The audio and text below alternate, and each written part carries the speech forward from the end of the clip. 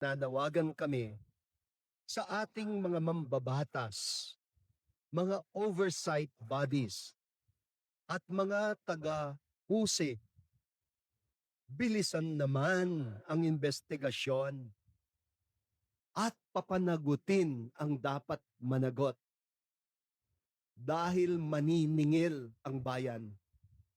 Siguraduhin na ang mga kontrata ng gobyerno ay transparent at walang bahid ng katiwalian dahil dugo, luha at pawis ng mga taxpayers ang winawaldas. Ang taong bayan ay naghahanap na ng konkretong solusyon, hindi ng hungkag na mga pananalita, hindi na palabas na pampolitika, hindi yung walang katapusan na grandstanding sa Senado at Kongreso. Tama ng mga delaying tactics. Tama na, nakasusuklam na, sobrang sobra na